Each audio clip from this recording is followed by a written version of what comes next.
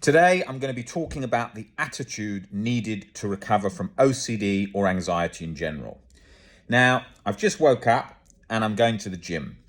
And when I go to the gym, I am not thinking how I feel, what the plans are for today, what conflicting thoughts I might have about why I can't go to the gym now, why I might be tired, why a joint might hurt more, why muscles may still be sore from the other day. I just go. Now, that is the approach that you need for life. When I'm getting up each day, I'm not thinking, how am I feeling? What am I doing? Because as a human that's got no chronic anxiety and chronic guilt, there is going to be a variation of feelings on a daily basis because we're human. Sometimes we don't sleep as well as the night before. That's got nothing to do with anxiety. That's to do with how a day goes when you sleep, because sometimes you go to a hotel bed, it's lovely, and then people say, oh my God, I slept so well, it was so great, much better than my own bed. That's out of your control. Your body just does that, right? And so when we've had anxiety for a long time, we tend to think, oh, bad sleep is only because of anxiety and stress. No, you can have random bad sleep anyway. Okay, so some nights it's just variation. You feel different every day depending on sleep. Some days feel super refreshed, some days less. That's life. That's the reality, right? I think of us being in like the brain being like a computer and we're inside it, and it's just sort of playing out loads of different software updates and all different hardware stuff is going on. And just whatever I feel, whatever happens, right? You have got to take that attitude with every day, every task you come across, absolutely everything. Because otherwise you're waiting on feelings all day. Feelings do not direct my life. The goals and what I want to achieve do. And we have to take that firm approach with our life because our body is waiting to stop us in every way. And our brain certainly too. You shouldn't do this now. You're too tired. Oh, you've done too much today. I posted a video yesterday of Elon Musk talking about launching rockets, right? And his time and trying to get to Mars, right? Now, his day, I can't even imagine what the decision making must be like. It must literally be like a computer just making decisions all day long, because he would just have to be delegating everything perfectly. So he's got the maximum amount of time to do each job. And so then he's factoring how long he's going to live, which is very short for humans in the grand scheme of things. So doing all that, I can't imagine he barely has any time socially or family-wise, barely at all, even though he still has a family with lots of kids. And that is just, you think of that and you look at things that are much harder than how your daily routine is, and you start to think, God, how incredible that time management must be. And then you think of when you've got OCD and you're watching Netflix or you're on a laptop and you're scrolling and you haven't achieved much in the day. Of course, OCD feels like a jailer and executioner. So it's understandable you feel in that way. But in reality, it is not so, right? It is not so. Like at the moment, I've got a bit of an eye infection. And when I used to get those eye infections in the past, which is just, you get them randomly. I get them sometimes. Don't know what it is. Maybe it's some sort of slight dry eye. Well, they call it dry disease, but I think it's probably from the air conditioning where I am here at the moment. And you get that sometimes. When I used to have very bad OCD, I used to get the styes in the eye infection, everything, loads. I used to think, I shouldn't do too much, shouldn't work out too much. That was all a load of crap. You can go and live your life with a huge amount of ailments and things. Think of all the people that are disabled, all different diseases that are working out. Very little stops me from working out and very little stops me to adjust my day around it, right? People today are often so scared of burnout and stress. That's more of the problem than burnout and stress. Most burnout and stress comes from the belief, oh my God, it's terrible if I'm burnt out. Oh my God, I've got too much on and I don't know how to handle it. Oh my God, I'm never going to get this done. Those beliefs create the stress feeling. Okay, those beliefs create the stress feeling. In reality, it's not the case, right? In reality, think of like prime ministers, presidents, the amount of things they deal with. They're not burnt out stress, and they can't even say they're burnt out stress. Can't say I'm taking a month off. They've just got to get the job done. And that is key to remember with these things. Because what happens is it's the conflicting thoughts in our head. This is so terrible. This is unbearable. I can't do this. I can't handle this. Fear of not being able to handle this. Fear of anxiety coming back. Fear of being overstressed that makes us so stressed. And we live in a world today where everything is an overdoing of feelings and everything is an overdoing of stress and stuff like that. If I just went and typed in any social media about mental health, don't be too stressed, don't be overwhelmed. Good tools, yes, in the general sense, factoring that in, not absolutely burning the candle at both ends, but at the same time factoring in that most of that is completely overhyped. Because these things are, look at the way the word trauma's thrown around today, completely out of context. Everyone you meet has got a trauma. They haven't got a trauma. They had strong irrational beliefs. They felt their first panic attack, or they felt their first anxiety at that point, and then they become convinced that they've got some kind of trauma that they're stuck in forever. And people with OCD are very scared of being stuck in anything forever. And over the years, I've worked with many people with different complex situations. I remember I was working with a girl who had been in the Manchester Arena bombings, and she was at the front of the Ariana Grande concert, and a bomb went off and people all died around her. And she developed PTSD, GAD, she also had OCD, and she just basically couldn't even move her body. She was so anxious. She's now back going to concerts, and she went to the Ariana Grande concert the following year and was dancing at the front, and got back from like not being able to watch anything on the TV or listen to it. Now, a case like that had sort of stumped most of the therapists she'd worked with, because until her beliefs about death and her beliefs about the event and the place and loss of control were challenged and broken down, she believed those and was utterly convinced, so felt she was completely encaged in chronic anxiety forever, which she wasn't, and now she lives fine. So it's important to remember these things. We particularly live in this world today where everything people complain about, everything is too much, too stressed. This is not for me. This goes against my values. I need to be heard. All these kind of strong statements for when humans, in a lot of cases genuine, of course, but in a lot of cases where humans want to push away discomfort and personal responsibility, those are the first statements to be said to reject that uncomfortable feeling. Okay, that is key to remember.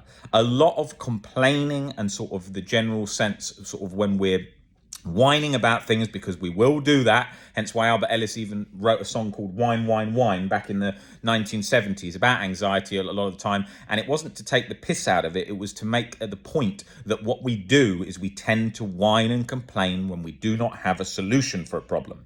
And when you're suffering from OCD, what you tend to then often do is spend your whole day complaining and sort of whining about how bad it is. This is the worst thing, and I'm never going to get out of this situation. And let's be realistic. Most things that people achieve in life, that achieve a lot, is because they overcome whining and complaining and take responsibility to direct their life in the direction they want.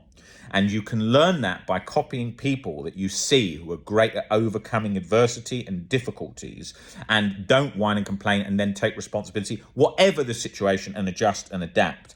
And that's the way to go. Instead of, oh, the gym's closed, I can't work out. Oh, my leg hurts, I can't work out. You can work around all of that stuff. You can work out at home. You can work out around that injury, training the upper body most of the time. If you've always got an excuse, your whole life is going to be blocked by excuses. And that is the majority of most people, right? When I pick up a newspaper, I look on the TV and I look at the headlines and I go through things, you just see so many stories of this all day, every day. These complaining, my family said this, my friend said this person said that, all taken out of context, all completely where you see a position of where somebody is very frustrated, doesn't know how to get out of that situation, is emotionally hurt, doesn't know how to get out of that situation. So it's easier to blame others. It's easier to push things away from taking responsibility, to make difficult changes that we all have to make in life. And that's what life is about. Life is about developing the skills to overcome obstacles on a daily basis. That is how you achieve your goals. It's about really overcoming obstacles. Every day, if I catch myself for 1 second, even in my mind, thinking about complaining or whining about something that feels unfortunate or unfair, I quickly redirect it to other people overcoming much harsher circumstances than myself. And that is the best way. I have gratitude and I develop the skills to overcome things, which is a key part of the OCD recovery journey. Now, In your own life, you want to be doing that every day. Every day you go to say to your family or you go to say to friends, I've been so unfairly treated. This is so unfair. If only this hadn't happened. Catch yourself thinking that and think, how can I direct this to change? Because your life ain't changing if you're just sitting there fixating on how negative it is. There's a huge population of the world that are sitting focusing on how negative that life is. Most humans are sitting focusing on how negative things are in life. Most humans are doing that. Most humans aren't happy. Most humans are not happy with their job, not happy with their relationship. That's most. Okay, it's not like you see on TikTok and social media where everyone is like holding hands dancing down the beach. They're not. Even when they're dancing down the beach, they're thinking, shit, how do I pay the hotel? How do I keep my job going? Maybe they're a freelance model or something and they're trying to look for the next job. Whatever the situation, it's not what you see most of the time. So therefore, to change your life, you've got to go against the crowd. You've got to be fiercely realistic and rational, and you have got to be fiercely focused on achieving goals in your life. Doesn't have to be the biggest goals, but just getting goals done. Why? Because goals direct your life. And that is key. And this isn't ultra tough love or anything like that. This is just realistic life. Often what normal life decisions, which would be considered very normal thinking, people say, oh, it's very tough love. No, that's realistic. That's just realistic life. Today, common sense isn't very common. Today, we see so much whining, complaining about things and very little action and overhyped stuff. I mean, social media is all like that, all just nonsense. If you just pick up TikTok and you go through it, you see just dozens of sort of nonsense posts. Someone's 17 years old, I make 6 figures a month selling a shoe on eBay. I mean, do they really make that when they've got about 20 followers and their pictures about 2 weeks ago shows that they didn't have a job? No. So those things, yes, there are the odd occasion where people are doing that, but most of the times it's all overhyped. So the goal in life is to become realistic. Now, the problem with life is that because the world doesn't have much common sense, as in the majority of the population most of the time, you're going to feel very alone when you have this thinking, because most people do not think like this. And most people are waiting to complain, to blame others, to say, because if you're changing your position from what's the standard, people aren't going to like that. And people are also, when you become more rational, people tend to, most humans are holding lots of irrational beliefs. So then their beliefs feel conflicted. And it's like holding a mirror up to them all the time. And this is why you're not achieving this. And this is your problem with your beliefs. So when they see that, they don't like that. So you've got to get used to feeling quite alone with this stuff when you're starting to make changes, especially when you're recovering from OCD and anxiety. It's deep philosophical life changes that make you feel quite different to others. And of course, that can trigger you with fear of loss of connection. It doesn't. You actually feel more connected than ever. But what will happen is that their beliefs will feel conflicting at times because most humans aren't very rational. Most humans don't think through things with common sense. So that, if you want to feel super safe and connected with the crowd, just follow the crowd in everything you do. Follow celebrity culture, watch all the same shows as everyone else, wear all the same clothes as everyone else, follow all the same stuff on Instagram, never step outside of what the crowd says, do all the normal things that most people do, and you'll feel comfortable within that crowd. But just bear in mind, most of the time you're following along like lemmings with the others because everyone's scared of being rejected. So therefore, to achieve your goals, one of the first steps is to get used to being rejected and to get used to being misunderstood and to get used to not being accepted, because that is what is going to happen in life. Okay, the second you break from the crowd, the second the crowd dislikes that, and then when you do that, the crowd notices things that they dislike about themselves, so it becomes a self-defeating cycle. So therefore, the message of today is all about persistence. Not giving a damn what the crowd thinks. Forming ideas for yourself, which is rare. Being rational. Expecting people to dislike you. Expecting people to not understand you.